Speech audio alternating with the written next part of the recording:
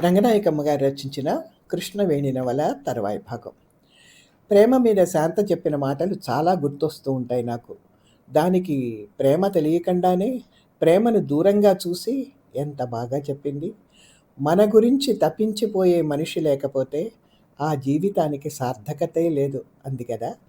ఆ మాటలే దానికి రాసి, మరి నా కోసం తప్పించిపోయే మనిషికి దూరంగా ఉండమని అన్ని ఆంక్షలెందుకు పెడతారే నా మీద మీరిద్దరూ అని అడిగాను దాన్ని.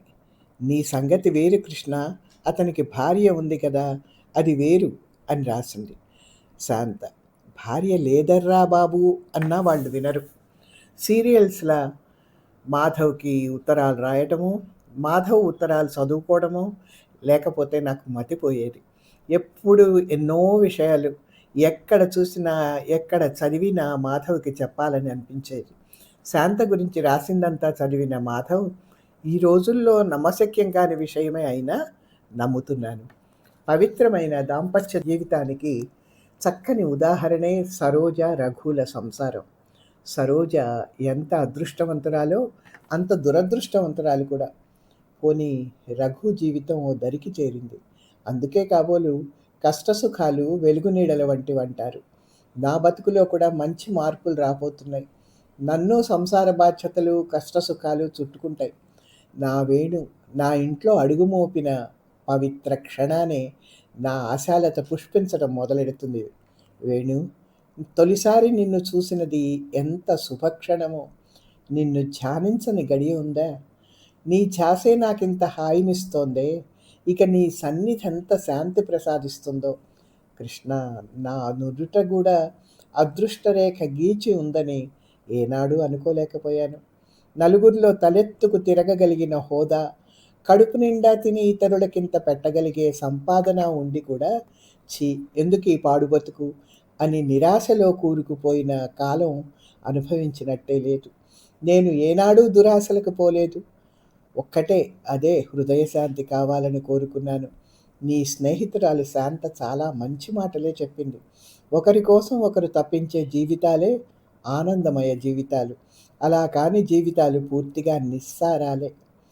నీ చదువు పూర్తయ్యే వరకు మరికొన్ని నెలలు ఇలాగే లేఖలతో, ఊహలతో కాపురం చేద్దాం. మాధవ్ అన్నట్టుగా ఊహలలోనే అనుభవాలు గడిచిపోతున్నట్టుండేవి. రోజులు, వారాలు దొర్లిపోతున్నాయి. ఉత్తరాల దొంతర్లు పెరిగిపోతున్నాయి. ఇద్దరి మధ్య దూరాలు తరిగిపోతున్నాయి. మాధవ్‌కి చిత్ర విచిత్రమైన సందేహాలు పుట్టుకొచ్చేవి. నా సమాధానాలు అంతకన్నా విచిత్రంగా ఉంటాయంటాడు. నా కలలన్నీ నిజమవుతాయా కృష్ణ అని మాధవ్ అడిగిన దానికి నేనలా ఎందుకు చెప్పానో కానీ, కలలేనాడన్నా నిజమయ్యాయా మాధవ్ అన్నానని మాధవ్ చాలా బాధపడ్డాడు. నిష్ఠూరంగా మాట్లాడాడు. అశుభంగా ఎందుకు మాట్లాడానా అని నేను మదనపడ్డాను. కలలు వాటికవి ఎప్పుడూ నిజం కావు. నిజం చేసుకోవడం కలలు కనే వాళ్ళలోనే ఉంటుంది మాధవ్ అని మళ్ళీ నాకు తోచిన విధంగా రాసి నన్ను నేను సమర్థించుకున్నాను. ఈ జీవితానికి ఏనాటికైనా సుఖమిస్తావా అనే మాధవ్ ప్రశ్న అతని ప్రతి ఉత్తరంలోనే ఉంటుంది. అతని నమ్మకాల్లో ఏదో జంకు వంటి భావం తారట్లాడుతుందేమో అనిపించేది. మాధవ్‌ని సంతోషపెట్టాలి అనే తలంపే మాధవ్‌తో నా స్నేహానికి పునాది. అదే పునాది మీద నిర్మితమవుతున్న మా అనురాగ భవనం ఆకాశ వీధుల్లో అందంగా, మహోన్నతంగా లేవాలన్నదే నా కోరిక. నిన్ను సంతోషపెట్టడమే నేను సంతోషపడడం కదా మాధవ్!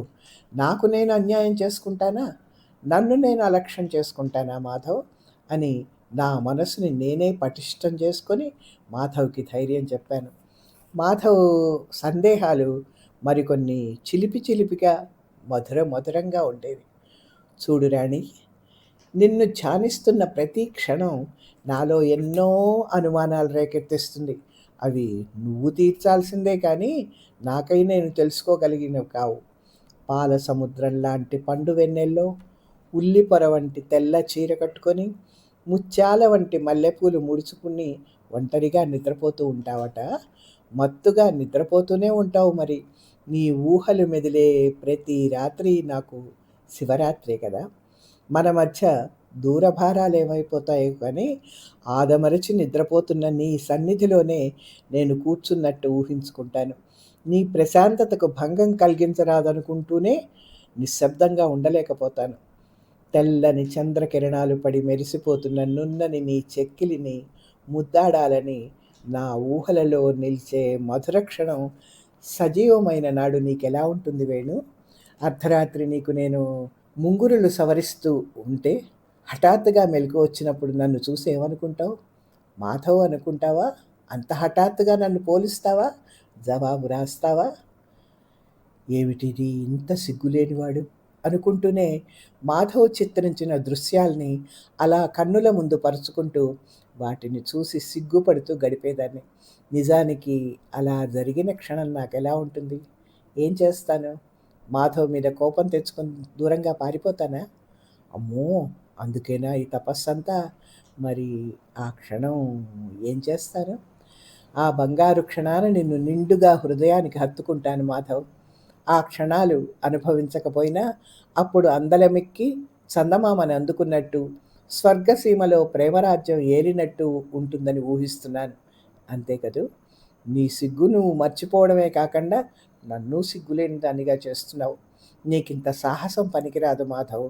ఆడపిల్లతో ఇలాగైనా ప్రవర్తించేది అని చివరికి మందలింపులతో ఉత్తరం ముగించేదాన్ని.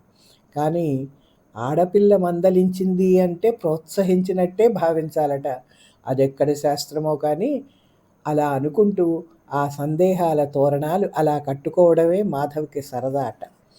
పరవశంతో నీ సుందర దేహాన్నంతా కౌగిలించి నీ అధరామృతం గోలనిస్తావా అని ప్రశ్న. అంత తేలికా? ఆశ పెట్టి ఆహ్వానించి చటుక్కున దోసిట్లో మొహం దాచుకుంటాను. అడ్డు లేదు కదా అని ఇష్టం వచ్చినట్టు ఊహించకు మరి, భంగపడతావు అని నా జవాబు. అలాగా అయితే చూస్తాను, త్వరలోనే నిన్ను చూడ్డానికి వస్తున్నాను అని రాశాడు ఒకసారి. నా గుండె ఆగిపోయింది. దూరాన ఉన్నాడని, ఉత్తరాల్లోనే కదా అని ఎన్నో కబుర్లు చెప్పాను కానీ ఇప్పుడు కానీ మాధవ్ తటస్థపడితే కన్నెత్తి చూడగలనా? పన్నెత్తి పలకరించగలనా? నిన్ను చూడాలని ఉంది కృష్ణవేణి. నీ మీదే ధ్యాసతో బొత్తిగా పరాకుగా ఉండిపోతున్నాను. కడుపు నిండా తిండి లేదు, కంటి నిండా నిద్ర రాదు. అది నీ మహత్యం మరి. ఒక్కసారి నిన్ను చూసి వస్తే కొంత ఊరటగా ఉంటుంది. తర్వాత కొద్ది కాలం ఎలాగో గడిచిపోతుంది. అక్కడ 3 రోజులుంటాను హోటల్ దిల్‌కుష్‌లో. ఆ 3 సాయంత్రాలు నీతో కూర్చుంటాను రాణి పార్కులో. నీకు గజం దూరంలో కూర్చుంటాను. నువ్వు నాకు గజన్నర దూరంలో కూర్చోవాలి. ఈ నిబంధనలు పాటించాలి మనం. ముఖ్యంగా నేను. ఏనాడో ఎంతో కోరికతో కొని ఉంచిన చీర నీకు పంపుతున్నాను. మొదటి రోజు ఈ చీరలోనే ముస్తాబై రావాలి. అతి త్వరలో నిన్ను చూస్తాననే సంతోషం తప్ప మరే భావమూ లేదు నాలో. అమ్మో! మాధవ్ నిజంగా వస్తాడా? మాధవ్‌ని చూడాలని నాకు ఉంది.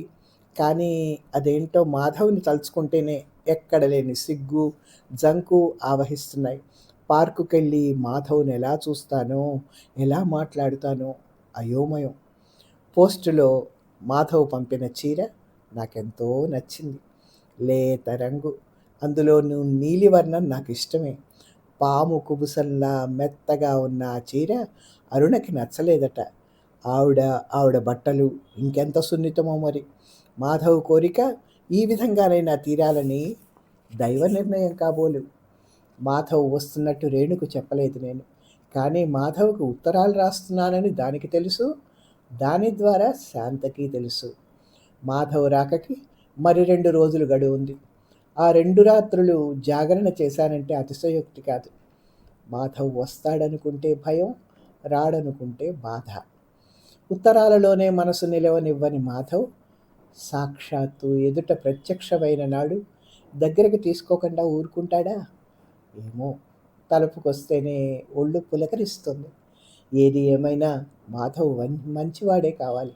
అలా కాని నాడు నేను తప్పక అసంతృప్తితో బాధపడతాను.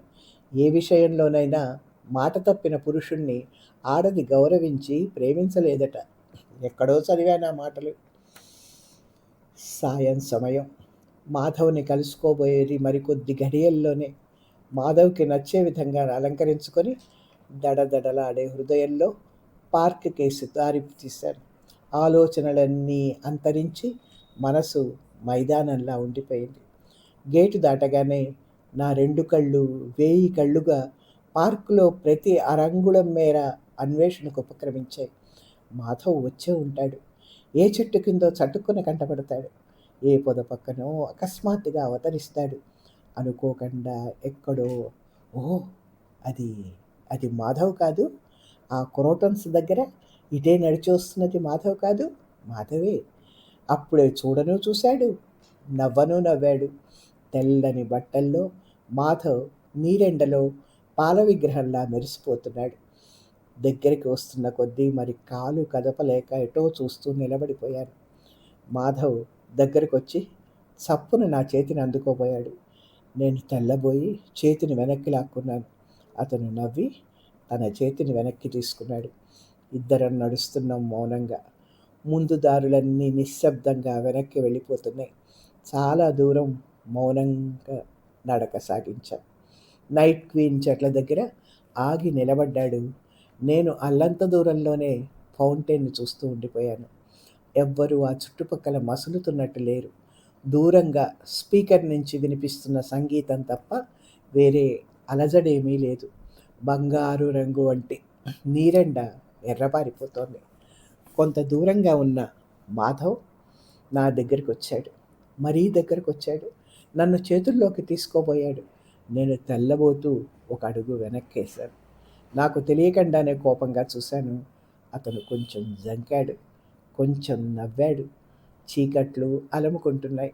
అక్కడక్కడ లైట్లు వెలిగినా ఆ కాంతి చీకట్లను జయించలేకపోయింది. నా చేతిని మళ్ళీ పట్టుకొని చటుక్కున చేతికి ముద్దు పెట్టుకున్నాడు. మాధవ్ అలా సర్వస్వతంత్రంగా ప్రవర్తించినందుకు నాకు కొంచెం కష్టం అనిపించింది.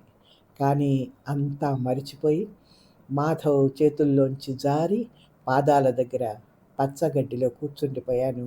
మాధవ్ కూడా దగ్గర కూర్చున్నాడు. నేను ఎటో చూడబోతే గడ్డం పట్టుకొని మొహం తన వైపు తిప్పుకొని కృష్ణ అంటూ కన్నుల్లోకి చూడబోయాడు. సిగ్గుతో కళ్ళు దించుకున్నాను. కృష్ణ చాలా మారిపోయావు అన్నాడు. నిన్ను చూడాలని నీ కబుర్లు వినాలని అంత దూరం నుంచి రెక్కలు కట్టుకొని వస్తే ఏమిటి మౌనం? చూశారు కదా. కళ్ళు వాల్చుకున్నాను. మాట్లాడవే? మాట్లాడాను కదా. అలాగా అలిగావేమో అనుకున్నాను. బతిమలాడతారని అనుకుంటే అలిగేదానివి కదూ. ఎందుకంత కంగారు? అలిగి కాళ్ళా వెళ్ళా తిప్పుకునే కాలం చాలా ఉంది కృష్ణ. ఈ 3 నాళ్ళకే అవన్నీ ఎందుకు చెప్పు. మీరు గజన్నర దూరంలో కూర్చుంటానని రాశారు, గుర్తులేదా? అమ్మో! దూరంగా కూర్చోడానికా ఇంత దూరం వచ్చాను. ఎన్ని చెప్పినా ఆ కబుర్లు మాత్రం చెప్పకు అంటూ నా ఒడిలో తల ఉంచుకొని పడుకున్నాడు. నేను మాధవ్ మొహంలోకి చూస్తూ నవ్వాను. నిజం చెప్పు వేణు, నన్ను దూరం చేసుకోవాలని అనిపిస్తోందా నీకు? ఏదో సరదా కంటే ఎందుకంత నిష్ఠూరం? నిన్నే దూరం చేసుకుంటే ఇంక నాకు దగ్గర కావాల్సిందెవరు? మాధవ్ జుట్టు మీద చేయి వేసి నిమురుతూ మాధవ్ చూపుల్లో చూపులు కలిపి ఉండిపోయాను. ఎందుకో ఉన్నట్టుండి మాధవ్ కళ్ళు చెమర్చాయి. ఎక్కడో దూరాన వెలిగే నక్షత్రం వెలుగు నా జీవితం వరకు పాకి వస్తుందని ఏనాడూ అనుకోలేదు. ఎక్కడి నువ్వు, ఎక్కడి నేను, మనకి స్నేహం ఏమిటి చెప్పు? ఎక్కడ ఉన్నా నక్షత్రంలానే మెరుస్తూ ఉంటావు నువ్వు. నీ వెలుగు అందుకోలేనంత దూరాన ఉండిపోయాను నేను. కానీ ఈ దౌర్భాగ్యుడంటే నీకెంత కరుణ వేణు? ఎందుకింత దగ్గరవుతున్నావు? అన్నీ ఆలోచించావా? అన్నాడు గబగబా. ఏమిటిది మాధవ్? ఎందుకు ఆలోచించను? నాకు ఇష్టమే లేని నాడు నీ స్నేహం ఎందుకు చేయాలి? నా మనసు కోరే మనిషి కోసమే నేను తపిస్తున్నాను. ఇక నుంచి నువ్వు ఎప్పుడూ దౌర్భాగ్యుడనని అనుకోవద్దు. ఇంకా నీకేం లోటని? లేదు వేణు, ఇక నాకు ఎటువంటి లోటు లేదు. నువ్వు దయామయువి వేణు. జీవితంలో ఏనాడు నీపై కృతజ్ఞతాభావం మర్చిపోలేను. నీ సాహచర్యంతో నరకం వంటి నా బతుకు నందనవనం చేసుకుంటాను. కొన్ని నిమిషాలు నిశ్శబ్దంగా గడిచాయి. నేనే అడిగాను, కానీ ఈ పని మీ వారందరికీ ఇష్టమవుతుందా మాధవ్? మాధవ్ నవ్వాడు. ఎవరికి ఇష్టమవుతుందో, ఎవరికి కష్టమవుతుందో నాకు అవసరం లేదే. నాకు కావాల్సింది నువ్వు.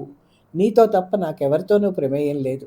ఎవరిని ఆఖరికి అమ్మని కూడా లెక్క చేయదలుచుకోలేదు. మన సంగతి లక్ష్మికి, అమ్మకి చాలా వరకు తెలుసు. నీ ఫోటో చూపించి వదిన అని చెప్పాను లక్ష్మితో. నిన్న బయలుదేరి వస్తున్నప్పుడు కూడా కృష్ణవేణిని చూసి రావడానికి వెళ్తున్నానమ్మా. వచ్చే వేసంగితో చదువు పూర్తి కాగానే ఆ అమ్మాయి మన ఇంటికి వచ్చేస్తుంది అన్నాను. ఆవిడకి కోపం వచ్చింది. ఏంటేంటో మందలించబోయింది. నా సుఖం కోరేదానివైతే మాత్రం ఇక ఈ విషయంలో అడ్డు చెప్పకమ్మా అని నా అభిప్రాయం నిర్ధారణగా తెలియచేశాను. ఎంతైనా పెద్దవాళ్ళు కదా, పిల్లలు తప్పుడు దారులు తొక్కుతారేమోనని భయపడి వారించబోతారు. కానీ మా అమ్మ చాలా మంచిది వేణు. నిన్ను కోడలిగా చూస్తే అవన్నీ మర్చిపోతుంది. మనవడు కావాలని గొడవ చేస్తుంది. నేను నవ్వాను. అలాగా అన్నాను. అలాగా కాదు వేణు, చదువుకునే రోజుల్లో ఓసారి కాలేజ్ డేకి శకుంతల నాటకం వేశాం. అందులో దుష్యంతుణ్ణి నేనే. అదేంటో భరతుడితో నటించిన కొద్ది కాలంలోనే నాకు చిత్రమైన కోరిక పుట్టుకొచ్చింది.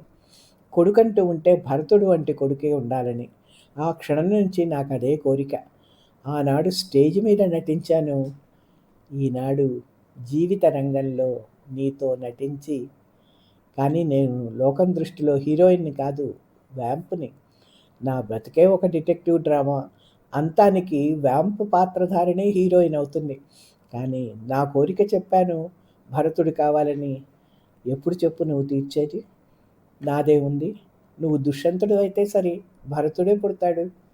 కాదులే, నువ్వు శకుంతలవే అయితే భరతుడినే కంటావు. మరి నువ్వు శకుంతలవే కదూ? నేను సిగ్గుపడ్డాను. మాధవ్ నవ్వి చప్పున దగ్గరికి తీసుకొని ముద్దు పెట్టుకున్నాడు. ఛ, ఏంటది అన్నాను చిరుకోపంతో. మాధవ్ నవ్వాడు. ఉత్తరాల్లో ఏం రాశావో గుర్తుందా? అధరామృతం అంత తేలికగానా దోసిట్లో మొహం దాచుకుంటానన్నావు? ఏది వారించలేదే? మర్చిపోయాను మరి. చిన్నగా నవ్వాను. కాదు, జ్ఞాపకం ఉన్నా నువ్వేమీ చేయలేవు. అది అనుకోవడం వరకే. నేను మూతి ముడుచు కూర్చున్నాను. అలా మూతి ముడుచుకోకు, ముద్దు పెట్టుకోవాలనిపిస్తుంది. నవ్వు దాచుకోవాలని మొహం తిప్పుకున్నాను. నువ్వెంత అందంగా ఉన్నావో తెలుసా? కిందటిసారి చూసినప్పుడు నాకు ఈ అందాలన్నీ కనిపించలేదెందుకు? గులాబీ రేకుల వంటి పెదవులు, అద్దాల వంటి చెక్కిళ్ళు, నున్నని నుదురు, సన్నని గడ్డం, ఇంకా ఛ, ఏంటిది? మరీ మితిమీరిపోతున్నావు. అయితే ఇటు తిరిగి కూర్చో. నేను తిరగను.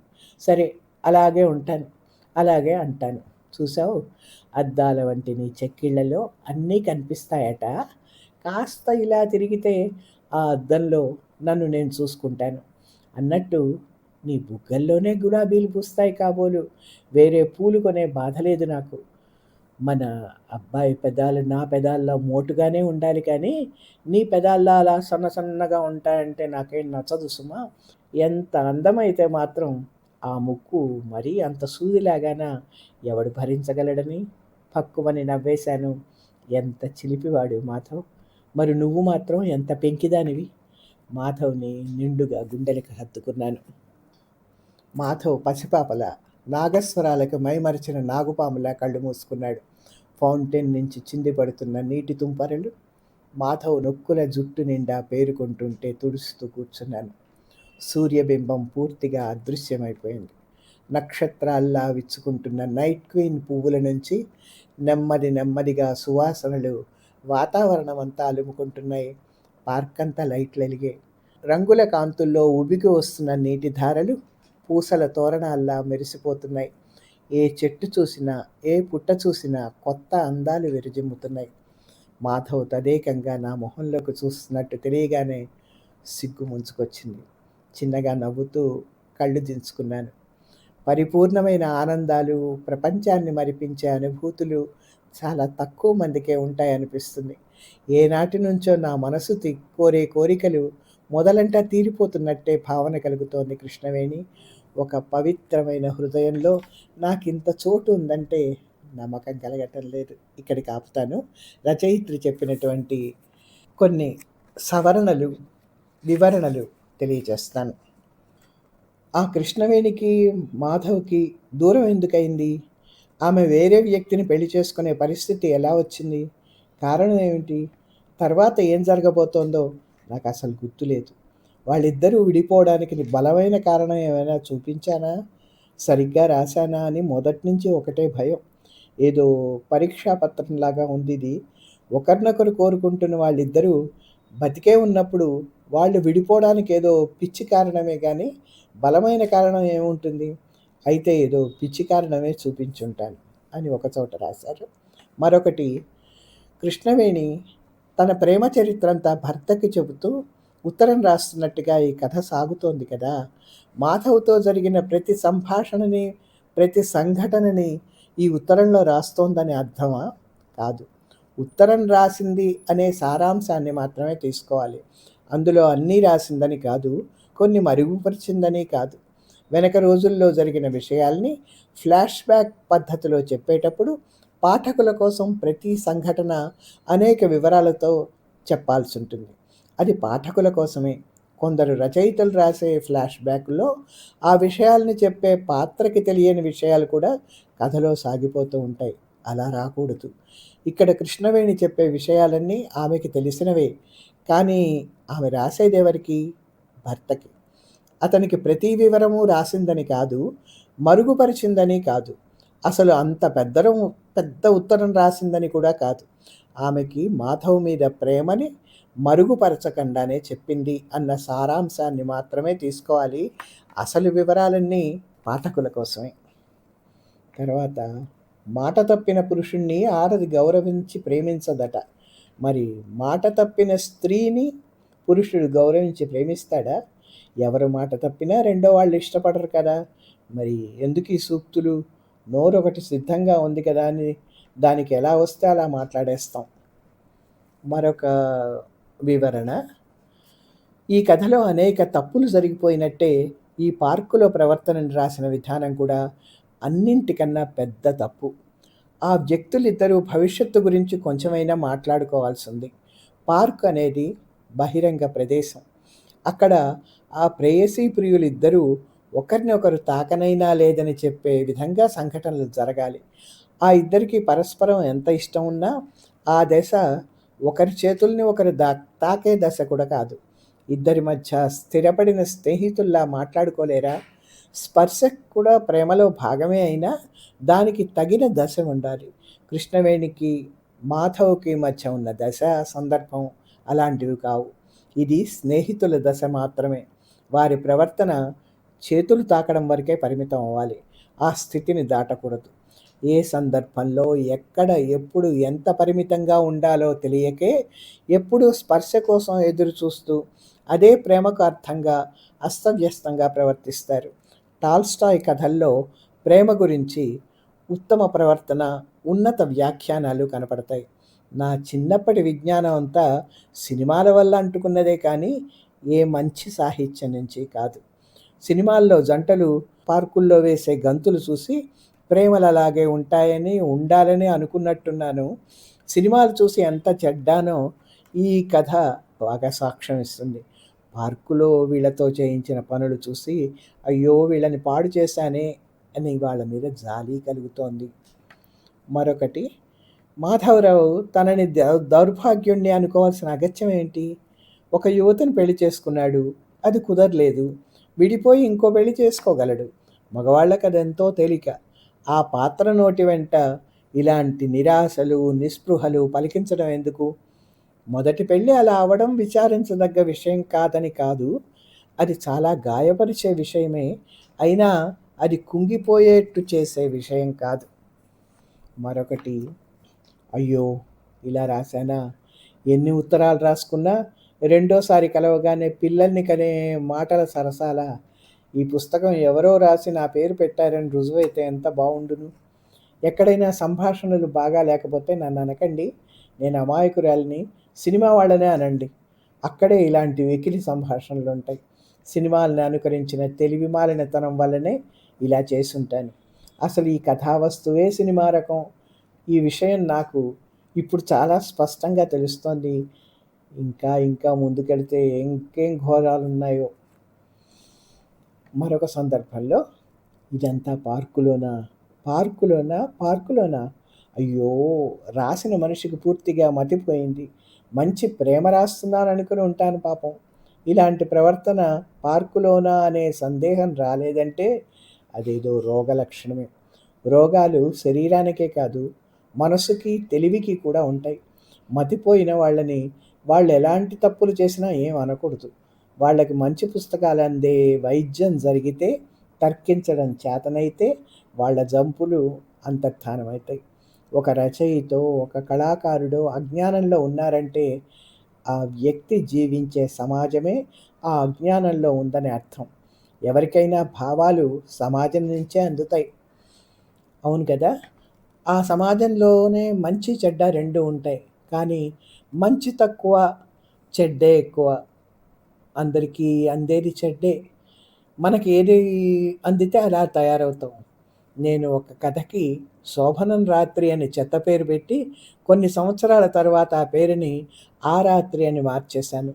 అంటే నేను మారాను. కానీ తప్పుల్లో కొన్ని రకాల తప్పుల్ని దిద్దుకోవడానికే అవకాశం ఉంటుంది. ప్రతి తప్పుని దిద్దుకోలేం. ఈ పార్కులో జరిగిందంతా, ఈ చాప్టర్ అంతా చదివితే దీన్ని మార్చేసి పూర్తిగా కొత్త చాప్టర్ రాద్దామా అనిపించింది. కానీ అలా చేయకూడదు కదా! అప్పటిదే కనబడాలి. మార్చితే అవి కొత్త పాత్రలవుతాయి. కాబట్టి ఎప్పటిదే ఉంటాయి. అందుకనే ఉంచాను. ఇక్కడికి ఆపుతున్నాను. విన్నందుకు ధన్యవాదాలు.